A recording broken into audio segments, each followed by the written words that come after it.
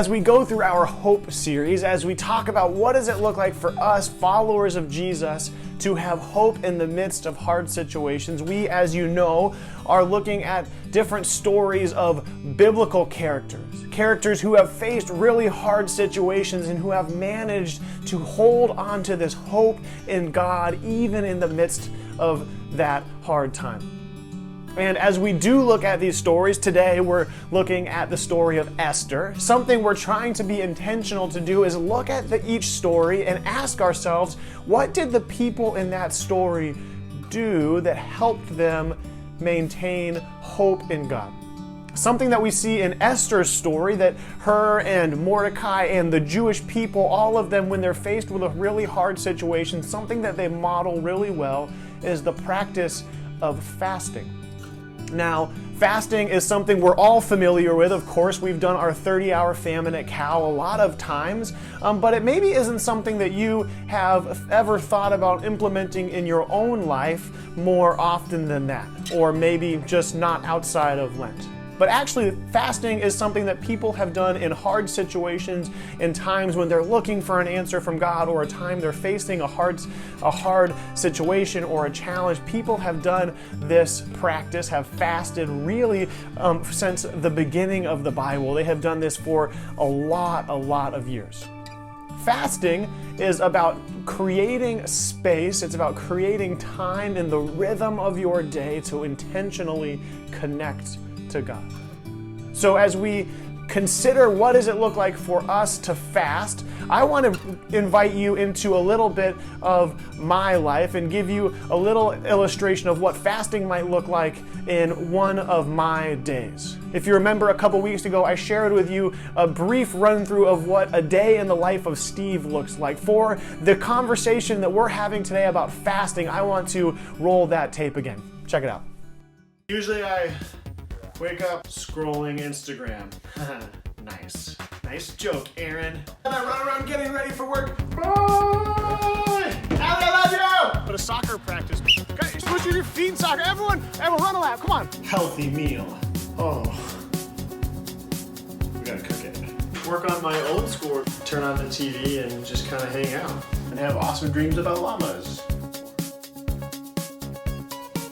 Then I wake up wearing another cow shirt, and I do it again. So there you go. There's a rather silly look at a day in the life of Steve.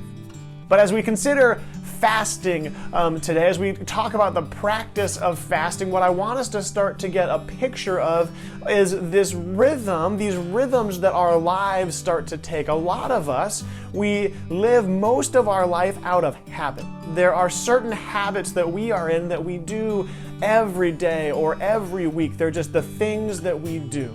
And oftentimes we don't take a whole lot of time to think about what those individual habits are. We don't take a lot of time to think about what are the things that I'm actually doing, and are these guiding me in the direction that I want to go? Are they drawing me closer to God, or are they just a thing that I'm doing?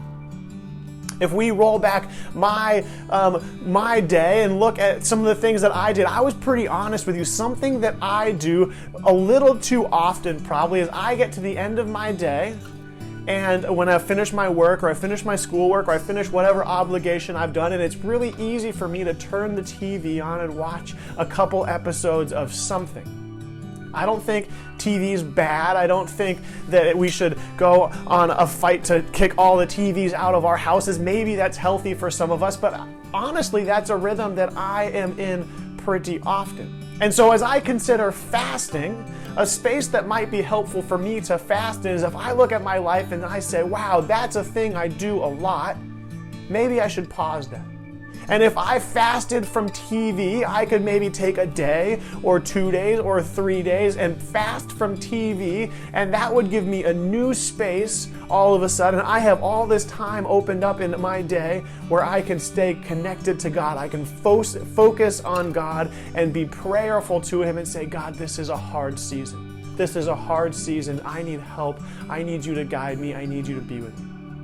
Another space where people fast a lot is during meals. So if you roll that back to my meal time, all right, I got home from soccer and I'm trying to eat this spaghetti squash. We figured it out, by the way, thanks to Allie. A A lot of times people fast during meals. Again, this is because that is a ready-made rhythm of every single day.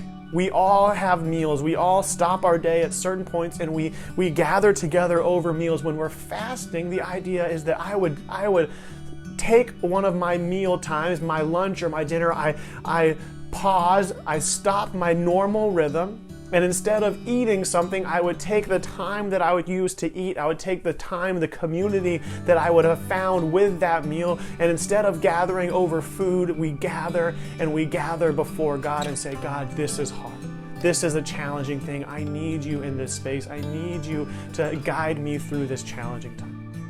That's what fasting is all about. Fasting is not about punishing ourselves just because. It's not about beating ourselves up and making ourselves feel miserable so maybe God will hear us. That's not the God we serve. God is with us always. He loves you. He is for you. He is as close to you as anyone could possibly be. He is with you in every moment. We don't need to get his attention.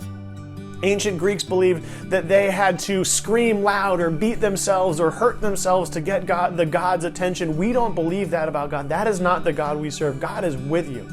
We never need to scream louder to get his attention, but sometimes it's helpful for us to pause the rhythms that we are in, to pause the normal rhythm of our own lives so that we can focus more on God.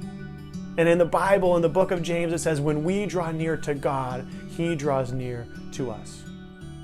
Give fasting a try. See if that might help you find a new hope in this season of hardship.